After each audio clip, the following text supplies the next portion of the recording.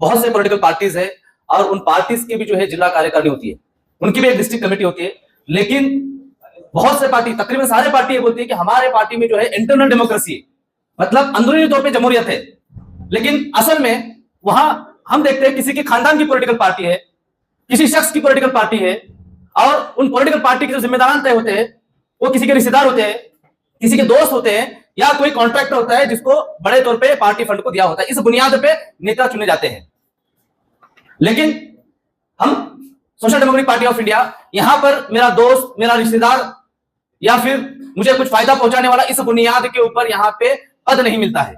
और बाकी पार्टियों के अंदर पद के जरिए से बहुत सारे काम किए जा सकते हैं, बहुत सारा फायदा उठाया जाता है। लेकिन हमारे पार्टी में जो है पद लेने का मतलब यहां पे जिम्मेदारी लेने की जैसा, ये कांटों का ताज है।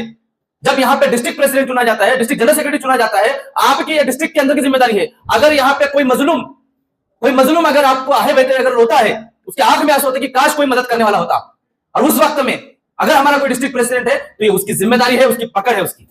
ये सोच के साथ एसडीपीआई जो है यहाँ पे पार्टी के गरीब है लेकिन बिकाऊ नहीं है।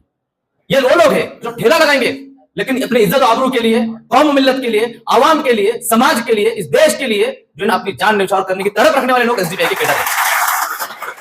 ये ऐसे लोगों से या ऐसे लड़वैयों से बनी हुई ये पॉलिटिकल पार्टी है। तो हम भले ही सादे सुधे लोग हैं, हमारे असल हमारी ताकत जो है ना वो ईमानदारी है। हमने पिछले कुछ दिन पहले एक बड़ा स्कैम महाराष्ट्र के अंदर निकाला, 2 स्कैम तकरीबन, और भी बहुत सारे पाइपलाइन में, टेंशन नहीं लेना है उसमें। पहला स्कैम मौलाना आजाद आर्थिक विकास महामंडल का, अब तक जो है ना सब चर्चा वाला मामला था। एक गौर करने की बात है कि मुस्लिम समाज हो, अल्पसंख्यक समाज, जिसके अंदर पारसी भी आते हैं, क्रिश्चियन भी आते हैं, बौद्ध भी आते हैं, ये अल्पसंख्यक समाज के लिए, उनके उद्धार के लिए, गरीब लोगों के उद्धार के लिए, उनके पढ़ाई के लिए एक स्कीम्स चलते हैं जो अल्पसंख्यक आयोग के अंडर में। सोचने की बात है, एक मुसलमान को आज की तारीख में लोन मिलना है तो उसके एरिया ब्लैक लिस्टेड है, बड़े बड़े बैंक लोन नहीं देते, उनके ब्याज इतना होता है वो हम नहीं अफोर्ड कर सकते। लेकिन एक सहूलत के साथ में ब्याज के अंदर नहीं लेते हुए सब्सिडाइज करके कुछ लोन लेके 3, 4, 5 लाख का लोन लेके कुछ बिजनेस शुरू कर सकता है वो बगैर ब्याज के।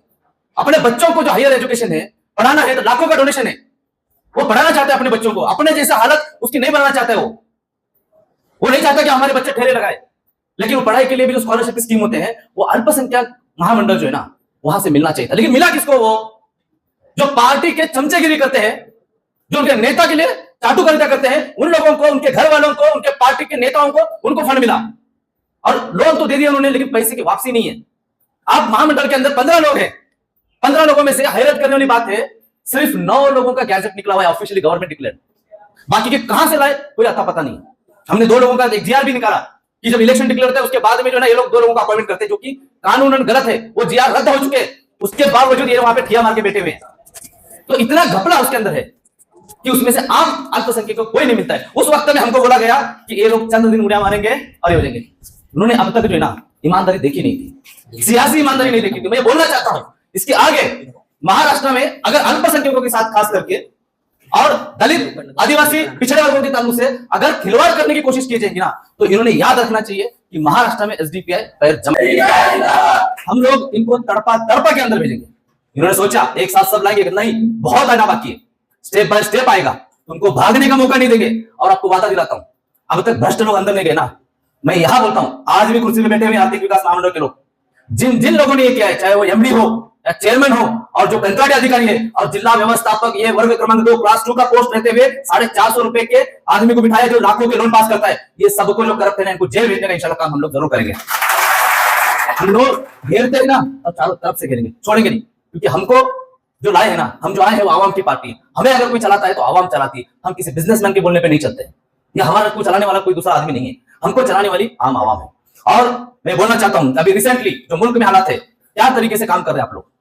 सिर्फ मुल्क के अंदर अगर आपको लगता होगा कि देश में कानून है, संविधान है, हाँ है संविधान, हाँ है कानून, लेकिन सवाल यह आता है कि कानून और संविधान है किसके लिए।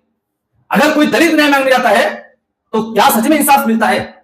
परमानी की मिसाल लीजिए आप लोग, सूर्यवंशी उनका जो कस्टोडियल डेथ हुआ, अरे भाई साहब न्याय देने के लिए बैठे, सरकारी न्याय देने के लिए, सरकारी जान लेने के लिए नहीं होती है, जान के हिफाजतों के लिए होती है। लेकिन हम देखते हैं कि उनको न्याय मिलाने के लिए हाईकोर्ट तक लड़ना पड़ा। ये दुर्भाग्य है इस देश का कि संविधान तो है, कानून तो है, लेकिन वो न्याय मांगने आता है इसके ऊपर जो है ना देखा जाता है क्या मुसलमानों को न्याय मिल रहा है। आप लोग गौर कीजिए, क्या कुछ नहीं हुआ। अच्छा, न्याय अन्याय करने वालों के साथ में सरकार होना चाहिए या मजलूमों के साथ होना चाहिए? बेशक रामगिरी का हुआ, हम हमारे जान मान से बढ़कर अल्लाह के रसूल सल्लल्लाहु अलैहि वसल्लम की इज्जत और उसकी समझते हैं, शान समझते हैं, हमारे अहले अयान कुर्बान उनके इज्जत के ऊपर। लेकिन सोचने की बात है, वो इस तरीके से स्टेटमेंट देता है, उसी वक्त जाके सेम डे जाके शिंदे जो है उसको बोलता है कि इसके बाल को धक्का नहीं लगने देंगे। क्यों क्यों बाल को धक्का नहीं लगने देंगे भाई? 60 से ज्यादा एफआईआर हुए, अरेस्ट नहीं हुआ, क्यों? क्योंकि मुसलमानों को गाली दी, उसके नबी की शान में गुस्ताखी की, इसलिए आप उसको प्रोटेक्ट करेंगे। और सिर्फ एक स्टेटस रखने की बुनियाद पे मुस्लिम लड़का अगर टिप्पू सुल्तान का स्टेटस रखता है तो तुम उसको मारते हुए पुलिस स्टेशन लेके जाते हो, बड़े बड़े कानून ये करने की बात करते हो। मुसलमानों की इज्जत नहीं है क्या? अभी भी आप देखिए, ये राष्ट्रवादी कांग्रेस गुलामी पार्टी, बीजेपी डायरेक्ट मुसलमानों को ले नहीं सकते, मुसलमान जा नहीं सकते, तो वाया प्रॉक्सी पिछले दरवाजे से जो है एनसीपी के थ्रू उनको लिया जा रहा है। आज मेरे को एक कल की बात है, एक एनसीपी लीडर ने फोन किया, अजहर भाई तुम लोग बहुत अच्छा काम कर रहे हो, एक काम कीजिए ना, आप लोग जो है ना ये यवत के अंदर आप जानते होंगे पुना में फसाद हुआ, ये हुआ, तो बोले मस्जिदों के बहुत है, वहां पे मस्जिद के ऊपर भगवा फहराने की बात हो रही है, ये हो रही है, कुछ आप लोग कीजिए, अल्लाह हमारी हिफाजत करे, मस्जिदों की हिफाजत करे। मैं बोला थोड़ी गलत है तुम में, थोड़ी गलत है। जो लोग मुसलमानों के लिए भड़काऊ भाषण कर रहे हैं, जो लोग मस्जिदों के ऊपर जाके भगवा लगा रहे हैं, जो लोग मॉब लिंचिंग कर रहे हैं, जो नबी की शान में गुस्ताखी कर रहे हैं, वो क्यों कर रहे हैं? क्योंकि वो सत्ता में, और सत्ता में किस वजह से है? तुम्हारे गुलामी पार्टी की वजह से सत्ता में है। तुम किस मुंह से अल्लाह के सामने दुआ मांगते हो, अल्लाह मस्जिदों की हिफाजत कर? क्योंकि तुम्हारे हरकतों से, तुम्हारे नेतागिरी की वजह से आज भाजपा जैसे संविधान विरोधी ताकतें सत्ता में बैठी हुई है। और भाजपा जो है ना सिर्फ संविधान विरोधी नहीं है, वो इंसानियत के दुश्मन है। इन्होंने कभी संघ की आइडियोलॉजी, कभी इन्होंने जो है सफल कंस्ट्रक्टिव तरीके से कोई काम नहीं किया है, सिर्फ विध्वंस की नीति इनकी है। इस मुल्क को दिया क्या इन्होंने? आजादी के पहले गद्दारी से 60 रुपए के ऊपर पेंशन पे जीने वाले ये लोग आज हमें आके बोलते हैं, देशभक्ति का सर्टिफिकेट। पुणे के अंदर कारगिल युद्ध जो जीता गया है भारत के जरिए से, उस युद्ध में लड़ने वाला सिपाही उसके रात के 2 बजे घर पे जाके ये लोग पूछते हैं, ये टवा के फडणवीस के छोड़े हुए गुंडे टपोरी जाके पूछते हैं, घर में उनके औरतें हैं, बच्चे हैं, बोलते तुम्हारा आधार कार्ड लाओ। छोटे छोटे बच्चों को उठाया गया नींद में से, क्या कसूर उनका? कसूर उनका यह है कि मुसलमान है वो लोग। आज तुम उनको पूछते हो देश हो क्या नहीं हो, नागरिकता, तुमको लाइसेंस किसने दिया? तुम भाजपा के गुंडे हो, तुम बजरंग दल के गुंडे हो, तो तुमको लाइसेंस दिया हुआ है? तो ये लोग पूछ रहे हैं आज, जिन लोगों ने संविधान को नहीं माना, इनका एक पेपर आता है पांचजन्य, उस पेपर के अंदर उन्होंने बोला था कि संविधान को हम नहीं मानते, इस तिरंगा को नहीं मानने वाले लोग, इस राष्ट्रगीत को नहीं मानने वाले ये लोग, इस अंग्रेजों के खिलाफ जंग लड़ने के खिलाफ रहने वाले ये लोग, ये आज हमें पूछते हैं देशभक्त हो क्या? मैं बोलना चाहता हूं, ये मुल्क हमारा था, हमारा है और हमारा रहेगा। लोग यहाँ के हकदार है, ना कि किराएदार है, और इस मुल्क को लड़ने बचाने की जिम्मेदारी जो है यहाँ के हर भारतीय की जिम्मेदारी है। आज इन्होंने इस देश को जाति के नाम पे बांटा, धर्म के नाम पे बांटा है, कौन खुश है? अरे किसानों को अपना हक मांगने के लिए दिल्ली के अंदर सालों साल प्रोटेस्ट करना पड़ता है। 750 किसान जो है उस प्रोटेस्ट में शहीद हो गए। बॉर्डर के ऊपर उतना सिक्योरिटी नहीं था जितना किसान प्रोटेस्ट को जो ना इन्होंने सिक्योरिटी लगाई थी। कौन खुश है? क्या लेडीज खुश है? क्या औरतें खुश है? हमने देखा कि तुम्हारे राज्य में औरतों की क्या इज्जत है। मणिपुर का वीडियो आप लोगों ने सब देखा होगा। मणिपुर छोड़ दीजिए, कल की बात है, कल जो है उत्तर भारत के अंदर एक नेपाल से लड़की आई, नोएडा में पढ़ती थी। वो लड़की अपने दोस्तों से मिलने के लिए गई, आप यकीन नहीं करेंगे, उसको पेड़ से बांध के उसको मारा गया। वो बोल रही है पुलिस को बुलाओ, पीटा जा रहा है। क्या चल रहा है तुम्हारे राज्य में? अभी दिल्ली के अंदर उस साइड में कांवड़ यात्रा में एक 16 साल की लड़की को जो है छेड़ा गया। छेड़ने के बाद में वो कंप्लेंट करने गई। क्या होना चाहिए था? वो लड़की के घर वालों पे एफआईआर हो गई। क्यों? कानून तो था, सब था, लेकिन वो थी मुसलमान। प्रॉब्लम ये है, हमारा संविधान स्ट्रांग है, लेकिन वो संविधान के ऊपर बैठे हुए जो नाग बैठे ना, ये प्रॉब्लम है। इनके दिलों में, इनके दिमाग में सिर्फ जहर है। इन्होंने देश को बांटने की कोशिश कर रहे हैं, लोग इस मुल्क को बांटने की कोशिश कर रहे हैं। और जब तक ये ताकतें रहेंगी, ये संविधान बदलने की बात करते हैं। क्यों? यहां नहीं फोड़ा गया था? परभनी के अंदर क्या हुआ था? इतना डर है इनको संविधान से जिसकी कोई हद नहीं है। अभी आपने देखा होगा, ये जो संविधान ने अधिकार दिए ना आंदोलन करने के, तुमको गलत के खिलाफ बोलने के अधिकार दिए हैं, ये अधिकार छीनने के लिए ये लोग, इनको वो भी बर्दाश्त नहीं है कि आप जो है ना सरकार के खिलाफ बोलो, आप सरकार के खिलाफ आओ। इसीलिए उन्होंने विधानसभा के अंदर जन सुरक्षा कानून लेके आया। असल में ये संघ सुरक्षा कानून है, भाजपा सुरक्षा कानून है। ये कानून लेके आके संविधान के दिए हुए अधिकारों को छीनने का काम करते हैं। ना सिर्फ उतना, संविधान फाड़ने वाले काम भी ये लोग करते हैं। संविधान का जो स्टैच्यू लगा है उसको तोड़ने का काम करने वाली मानसिकता है। और ये यही मानसिकता है जो हजारों सालों से जो है ये बहुसंख्यक को जो है गुलामगिरी के अंदर रखने का काम किए हुए। आज इस पार्टी के जरिए से मैं बोलना चाहता हूं कि चाहे वो परभनी हो, मराठवाड़ा हो या विदर्भ हो, हम देखते हैं भारत देश किसानों का देश बोला जाता है। आप यकीन करोगे कि हर एक दिन में 800 किसान सुसाइड करते। कितने रुपयों के लिए? कर्ज में डूबे हुए 10-15 हजार रुपए। ये मुल्क ट्रिलियन है, विश्वगुरु है, मजाक बना के रखा है इन लोगों ने। इस महाराष्ट्र में 8 किसान एक दिन में सुसाइड करते हैं। वहीं पे किसान मंत्री विधानसभा में क्या करता है? जंगली रमी खेल रहा है। जब लोगों ने आवाज उठाए, अब खेल तो खेलता है बेचारा, तो किधर उठा के उसको किसान से किधर रख दिया, अब मुसलमानों के साथ खेलो, अल्पसंख्यक के साथ खेलो, इसके लिए अभी उसको हटा के अल्पसंख्यक मिनिस्टर बनाया। हमारे साथ सच में जो सत्ता में नहीं है ना, बहुसंख्यक के साथ में, मुसलमानों के साथ में, दलितों के साथ में सिर्फ खिलवाड़ होते आया है। ये गोरे चले गए, उनकी नाजा जावाली छोड़ के चले गए। आप एक चीज याद रखिए, ये अल्पसंख्यक के नाम पर भी जो खिलवाड़ हो रहा है, सोचने की बात है, ना किसी के नहीं हुए, ना किसानों के हुए, ना मजदूरों के हुए, ना गरीबों के हुए, सिर्फ लूट मार किए हैं। और हम जब इलेक्शन आता है ना, तो बहुत सारे लोग आते हैं। हमने यहाँ से परभनी से इलेक्शन लड़ा, उस वक्त में बहुत लोग आए हमारे पास, बोले थोड़ा पीछे ले लो, पीछे ले लो, कुछ ले लो, कुछ लेन देन करो, पीछे ले लो। तो बहुत सारे लोग दाढ़ी टोपी जुब्बा पहन के आए, दीन की फिक्र उनको, शरीयत की फिक्र उनको, आए, बोले अभी एक ही रहबर है हमारे लिए, और आप मत रुकिए, इलेक्शन में हम जो है सेक्युलर लोगों को चुन के देंगे। ना सिर्फ परभनी में, जानना में आए, और भी जगह आए। मैं बोलना चाहता हूं, बीजेपी के अंदर मोर देन 60%, 60% से ज्यादा जो है ना अभी कांग्रेसियों का हो चुका है। ये निकले थे कांग्रेस मुक्त करने के लिए, लेकिन भाजपा भी कांग्रेस युक्त हो चुकी है। तो ये जो है हम सेक्युलरिज्म के नाम पे चुन के देते हैं, उसके बाद में मतदाताओं के साथ में गद्दारी, धोखा करके पैसे और ईडी की नोटिस की बुनियाद पे पार्टी बदलने वाले नेता लोग, महाराष्ट्र के राजकारण का पूरा गटर गलीच करके रखने वाले लोग, ये किसी के नहीं हुए सिवाय पैसे के। महाराष्ट्र की राजनीति में क्या चल रहा है, कौन किस पे भरोसा करेगा, मुझे बताइए आप। कांग्रेस का सीएम चला गया उधर, कल जालना के वहां का जो एमपी था, एमएलए था वो, घंटल एमएलए कैलाश, वो चला गया। लोग मुसलमान ले लेके सरों पे नाच रहे थे, सेकुलरिज्म सेकुलरिज्म सेकुलरिज्म। अरे धोखा होते आया है तुम्हारे साथ में हमेशा सेकुलरिज्म के नाम पे, और हमेशा ठेका तुमने उठाया है सेकुलरिज्म उठाने का। अब वो बड़े बड़े बातें करेंगे, अजीत पवार सेकुलरिज्म ये करना है, हमारी विचारधारा पुरोगामी विचारधारा, छत्रपति शिवाजी महाराज, फुले शाहू आंबेडकरांचा महाराष्ट्र। अरे फुले शाहू आंबेडकरांचाच महाराष्ट्र आहे, तुमच्या बापाचं नाहीये। पण तुम्ही खरं विचार जपलात का? हो क्या रहे वो संग्राम जगताप, जगताप ना, वो क्या कर रहे हैं लोग? सकल हिंदू की मोर्चे के नाम के ऊपर अहमदनगर के अंदर प्रोटेस्ट निकाले, दरगाह पे जाके भगवा चढ़ाए, यवत के अंदर मोर्चा निकाले, भगवा चढ़ाए। कौन से पार्टी का है बाबा ये? एक गैंग है वो, छोड़े हुए, मैं इस मंच से नाम नहीं लेना चाहता हूं, छोड़े हुए एक गैंग है, उसके अंदर भी किन्नर भी शामिल हो गए। वैसे भी वो जहनी तौर पे किन्नर ही है, लेकिन छोड़ी हुई गैंग है जो जाती है, मोर्चा निकालती है, भड़काऊ भाषण करती है, उसके बाद में फसाद होते हैं।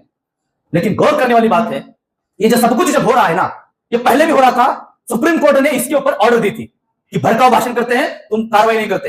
रामगिरी नहीं करा, पुनीत राणे ने करा, जो हमेशा बाप बदलते रहता है। उसके बाद में अभी परवल नया पैदा हो गया, अभी ये संग्राम जत्रा, उठाओ दांडे भगाओ लांडे, ये एक बार आके तो दिखा, वो आएगा नहीं, बड़बड़ करेगा। तो ये जो गैंग बनी है ना, ये गैंग जो ना सरकार पुरस्कृत है। ये अभी लोकल बॉडी इलेक्शन आने वाले, स्थानीय स्वराज इलेक्शन आने वाले, वो इलेक्शन के अंदर दिखाने के जैसा इनके पास कुछ नहीं है। हम ये बोलना चाहते हैं कि आने वाले अभी कारपोरेशन या फिर नगर पंचायत इलेक्शन है। देखिए आवाम बहुत परेशान है। मैं परभनी में आया था, मुझे याद नहीं है, किसी गली में से मैं जा रहा था, तो वो रोड कम, वो गटर के तालाब ज्यादा दिख रहा था। प्रॉब्लम ये है कि हमने भी इन मुद्दों को अपने जिंदगी का हिस्सा मान लिया है। हमने ये मान लिया है कि हमारी जिंदगी, हमारे घर के रास्ते गटरों से होके जाने वाले हैं। ये सोच जो है ना, ये सोच गुलामगिरी की सोच है।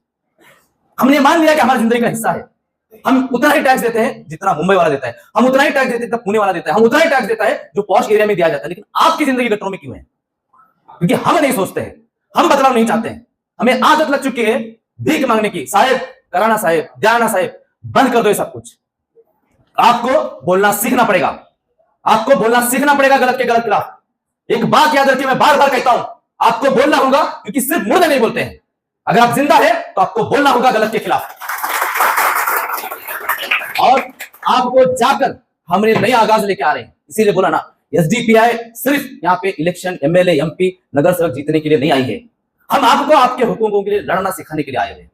आपको बोलना होगा। इसीलिए हमने जब मौलाना आजाद का जब भ्रष्टाचार का प्रकरण हमने सामने लेकर आए, उस वक्त में हमने हमारे कार्यकर्ताओं को बोला कि जाओ आपके डिस्ट्रिक्ट ऑफिस में, जाओ महामंडल के ऑफिस में, और जाके सवाल पूछो उनको, कहां गया पैसा, किसने खाया पैसा।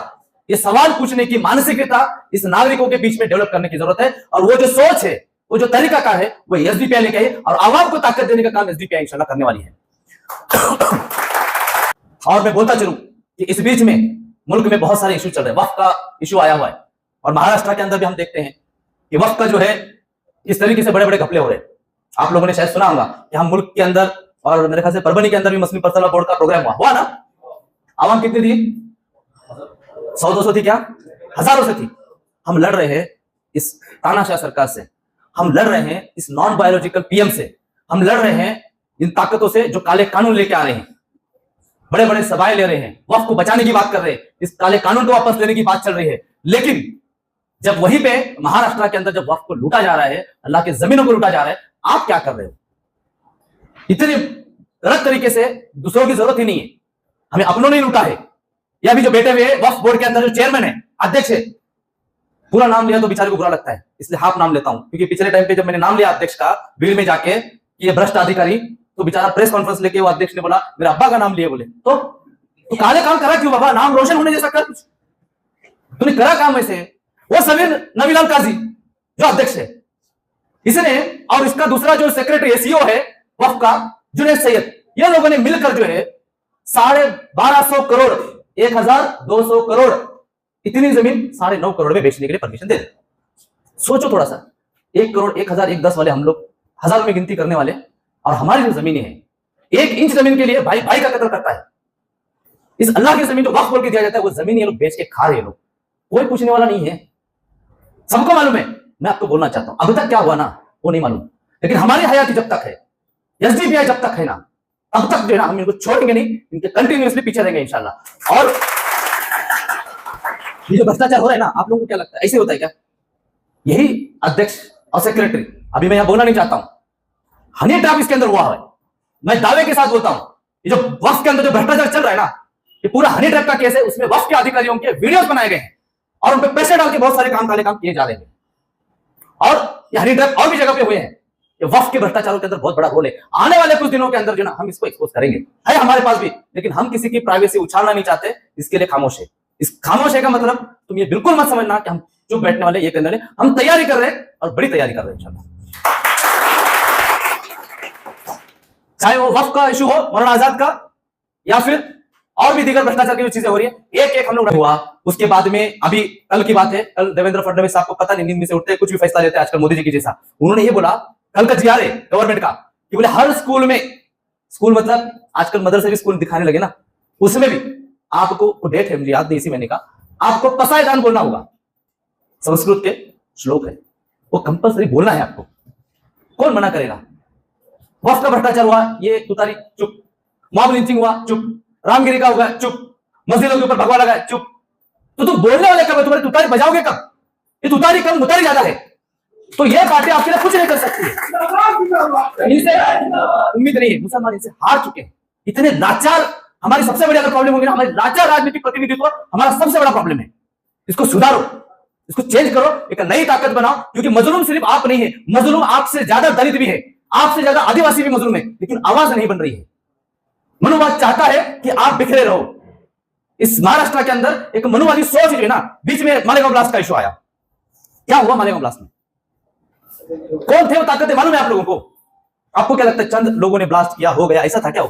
कुछ लोग उसके बारे में शायद टेक्निकली नहीं जानते होंगे, मैं आपको बोलना चाहता हूं। जब मुंबई ब्लास्ट का जजमेंट आया तो बिचारे एकदम तिल मिला के फडणवीस साहब बोले नहीं, उनको इंसाफ मिलना चाहिए, बहुत लोग मारे गए, बेशक मिलना चाहिए। मुंबई ब्लास्ट के अंदर जो लोग मारे गए ना, उनको इंसाफ मिलना चाहिए और सही गुनहगारों को सजा होना ही चाहिए, इसमें कोई शक नहीं है। इमीडिएट बैठक लेके हम लोग सुप्रीम कोर्ट जाएंगे बोले, लेकिन जब मालेगांव जजमेंट की बात आ गई तो इनके चेहरे पे खुशी थी। इतनी नफरत क्यों? महाराष्ट्र में रहने वाला मुसलमान आपकी जनता नहीं है, उसका खून खून नहीं है। रमजान के अंदर चितड़े उड़ा आप लोगों ने शबे बारात के अंदर, एक मुख्यमंत्री है ना तुम, किसी धर्म के मुख्यमंत्री हो क्या? आरएसएस की शाखा के अंदर बैठे हो तुम? जब महाराष्ट्र का मुख्यमंत्री होता है ना, वो धर्म जाति इनसे आगे बढ़ के उसको सोचना होता है।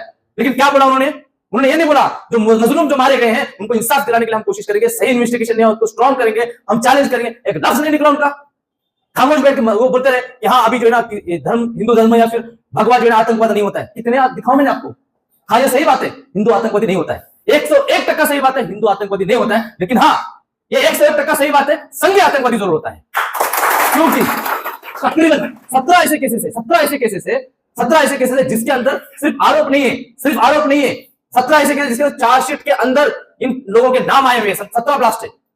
ये लोग कभी कभी बोलते हैं कि ये कांग्रेस का षड्यंत्र था हिंदू समाज को बदनाम करने के लिए, असल में हिंदू से तुम्हारा कोई लेना देना है नहीं, भाजपाइयों का, संघियों का।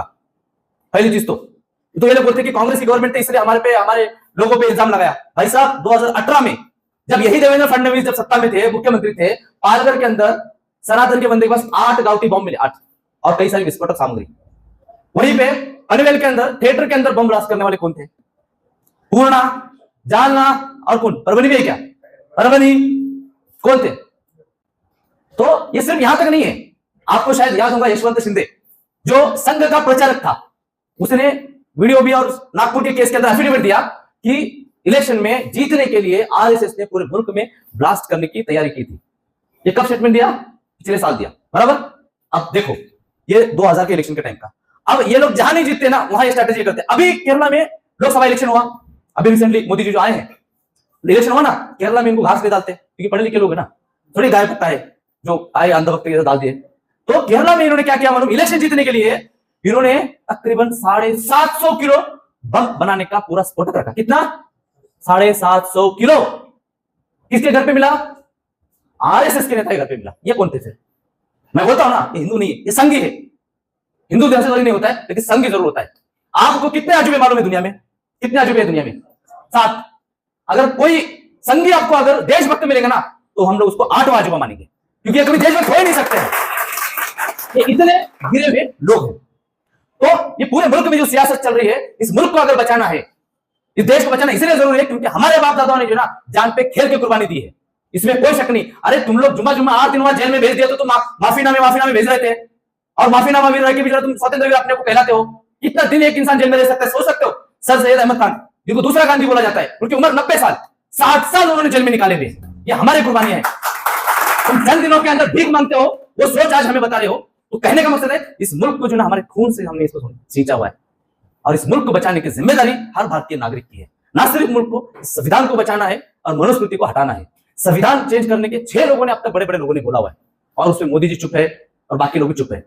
मेरा ये बोलना है कि जो पार्टी लाई हुई है, ये मुसलमानों की भलाई के लिए पार्टी नहीं है सिर्फ, ये हर वो इंसान जो मजलूम है, हर वो आदम की औलाद जो मजलूम है। तो इसके लिए, इस मुल्क को बचाने के लिए, यहाँ की सियासत को बचाने के लिए, यहाँ के संविधान को बचाने के लिए, संविधान के वैल्यूज को बचाने के लिए, इंसाफ को कायम करने के लिए सोशल डेमोक्रेटिक पार्टी ऑफ इंडिया लाई हुई है। तो ये कभी भी मत गुमान में रहिए कि एसडीपीआई जो है ना वो मुसलमानों की पार्टी है, बिल्कुल नहीं है। क्योंकि हम एसडीपीआई 2 ही सेलिब्रेशन करते हैं, 15 अगस्त, 26 जनवरी। कोई ईद नहीं, कोई दिवाली नहीं, कोई नहीं है। हम हमारी दिवाली, हमारी ईद हमारे घर पे मनाएंगे। सियासत में धर्म को इसमें नहीं लाना चाहते। तो ये जो लड़ाई है, ये हर भारतीय की लड़ाई है। हाँ, आपको पहले सफ के अंदर मुसलमान नजर आ रहे हैं, आपको अक्सरियत मुसलमान नजर आ रही है, आएगी बाद में। मैं ये चाहता हूं कि जो जिस प्रतिशत में समाज है, उस प्रतिशत में ये समाज जो है हमारे पार्टी में नजर आए। हम दिखाने के लिए लोगों को पार्टी में नहीं लेना चाहते। हम ये चाहते हैं कि हर भारतीय की ये पार्टी बनना चाहिए। मुल्क के हर जो मुल्क को बचाना चाहता है, इंसाफ कायम करना चाहता है, अमन कायम करना चाहता है, वो उसने इस पार्टी में आके काम करना चाहिए। और बेशक हमारा मकसद जो है सत्ता में जाके इंसाफ कायम करना है, लेकिन सिर्फ सत्ता में जाने के लिए हम लोग जो है यहाँ पे नहीं है। हमारे कैडर्स, आप लोग खास करके कंटिन्यू लोगों की खिदमत में रहना है। मैंने इसके पहले भी बताया, आप जिम्मेदार है। किसी गली में अगर एसडीपी का कैडर है और गली के अंदर नाइंसाफी हो रही ना, वो कैडर हमारा नहीं है, ऐसा मैं समझूंगा। इस तरीके की सोच रख के आप लोग काम करना है। चलिए, मैं पार्टी की बात छोड़ देता हूं। यहाँ बैठे हुए अक्सर इतने मुस्लिम है, मैं आपको पूछता हूं कि अल्लाह के रसूल ने नहीं बोला है पड़ोसियों के हुकूक के बारे में? बोला है ना? कितना भाई इसमें मुसलमान नहीं मुसलमान नहीं तो पड़ोसियों का हक ना अदा करे। मैं ये पूछना चाहता हूं, पड़ोसियों से मुराद क्या है? कितने मकान होते हैं? 40 मकान होते हैं पड़ोसियों के। इसमें क्या उसमें ये बोला है कि 40 मकान मुसलमानों के होना चाहिए सिर्फ, है ना? तो आप जो है आपके पड़ोसियों के हुकूक, मतलब उनके मसले वो कैसे है, एजुकेशन है नहीं है, उनको काम धंधा है क्या नहीं है, कुछ फाइनेंस कर सकते हैं क्या, उनके घर में अगर कोई बेवा है तो उसको कुछ हम लोग इनकम करके दे सकते हैं क्या नहीं, क्योंकि हम नहीं चाहते हैं कि लोग जो है ना हमारी औरतों का तमाशा बनाए। आप लोग देखते होंगे खिदमत के नाम के ऊपर रमजान के अंदर इधर उधर लाइन लगा के हमारे मजलूम औरतें बेवाएं जो है लाइन लगा के करते हैं, और वो मजलूम अपनी मजबूरी की तहत में बच्चे का पेट भरने के लिए वो बेचारी किट लेती है, उसका फोटो निकाल के पूरे सोशल मीडिया पे वायरल करते हैं कि ये गरीब औरत है। ये तमाशा हम औरतों को हम देखना नहीं चाहते। तो उनको एम्पावरमेंट करने के लिए हमें काम करने की जरूरत है। उन मजलूमों को एजुकेशन के लिए भी अगले साल से हम लोग एडमिशन के वक्त में बाकायदा आरटीए के जरिए से, आप हमारा कैडर जिस मोहल्ले में है, उस मोहल्ले में, उस गली में एक भी बच्चा जो है ना वो बगैर एजुकेशन का नहीं होना चाहिए। ये हमारी एसडीपीआई की सोच है। इतना ही नहीं, तो ये सारी चीजें, बहुत से बातें आप लोगों से करना था। मुझे यहाँ से और लातूर के लिए जाना है, शाम में प्रेस कॉन्फ्रेंस है। मैं उम्मीद करता हूं कि आई हुई जो नई डिस्ट्रिक्ट बॉडी है, जिला कार्यकारिणी है, आप लोग इसको तस्लीम करेंगे और एक नए उरूज कायम करते हुए हम लोग आगे बढ़ेंगे। आने वाले इलेक्शन के ताल्लुक से आप लोगों को काम करना है। मैं वही बोलूंगा, आवाम के काम में आओ, आवाम के काम में आओ, क्योंकि हमने पार्टी जो है ना नेतागिरी के नेता की जय जय करने के लिए, झंडे लहराने के लिए पार्टी नहीं बनाई। अगर उन लोगों का काम अगर आवाम का नहीं हो रहा है तो पार्टी नहीं रहना बेहतर है। तो ये पार्टी बनाई है, मकसद को कामयाब करने के लिए आप काम करेंगे। इतना याद रखिए, हमारे पार्टी की सबसे बड़ी क्वालिटी ये है कि हम डिसिप्लिन है और हम लोग आइडियोलॉजिकल है। जब आप डिसिप्लिन होते हैं ना, आपसे कम सलाहियत वाला भी अगर आपके ऊपर पोस्ट पे आके बैठा है ना, तो आपके अंदर वो जज्बा होना चाहिए कि मेरे पार्टी ने यहाँ पे अपॉइंट किया हुआ है, मैं एक खादिम हूं। यहाँ सबसे पहले जो ना मुझसे शुरुआत करता हूं, मैं भी पार्टी का खादिम हूं। मुझे दी गई एक टेम्पररी जिम्मेदारी है, ये मेरे बाप की पार्टी नहीं है, ना किसी की पार्टी है, ये आवाम की पार्टी है। तो हम जो है, अगर हमें चांस नहीं मिला है तो आपके कामों से आप सिद्ध कीजिए, पार्टी के अंदर जो सच में इखलास के साथ काम करते हैं ना, उसको 101% आगे बढ़ने का मौका मिलता है। यहाँ पे किसी की रिश्तेदारी की दोस्ती की बुनियाद पर पार्टी नहीं चलती। तो आपकी जो टीम है, आपकी उनको इत्याद करनी है, वो कैसे भी हो, कुछ भी हो, फैसला हुआ है, मैं मानूंगा। कोई बाहर वाला आके नहीं बोलना चाहिए तुम्हारा प्रेसिडेंट ऐसा, तुम्हारा जनरल सेक्रेटरी ऐसे, बोलना ही नहीं, वो मेरे जिम्मेदार है। ये स्पिरिट अंदर आपके अंदर पैदा होना चाहिए, क्योंकि शैतान काम करता है। वो सबसे पहले जो डाव डाला गया था, डाका डाला गया था आदम अलैहिस्सलाम और सारे पिक्चर के अंदर, कि वो अना का था कि मैं आला तर हूं, वो आदम बनी हुई चीज जो है मिट्टी से बनी हुई। तो शैतान इसलिए बना कि वो जो है ना अपने आप को ऊपर समझता था। और जब हम लोग काम करते हैं, मैं जिम्मेदारों से भी बोलना चाहता हूं जो अभी चुने गए हैं, कि आप जो है ना, आप उनके अंदर भी जब जिम्मेदारी, आप इस काउंसिल की जिम्मेदारी लेंगे कि उनको सही ट्रैक पे रखना। हमारे एक भाई ने सवाल किया मुफ्ती साहब के किसी ताल्लुक से कि इन्होंने नहीं रहना चाहिए, हो सकता है उनसे और बेहतर या और कुछ चीजें ये होंगी। ये स्पिरिट जो है ना हमारे पार्टी को मजबूत करता है। बिल्कुल हमारे मुजाहिद साहब ने बताया, दुश्मन नहीं है, वो हमारे पार्टी का असल खैरख्वाह है। तो हमारे भी जो जिम्मेदारी, अगर गलत करते होंगे तो हम जिस काउंसिल में बैठेंगे वहां बैठ के उनको अपोज करेंगे, लेकिन एक बार जब फैसला हो गया ना, बाहर हम लोग डिस्कशन इस चीजों के बारे में नहीं करना है, ये हमको कमजोर करेंगे ये चीजें। तो इस पे आप लोग गौर करना है।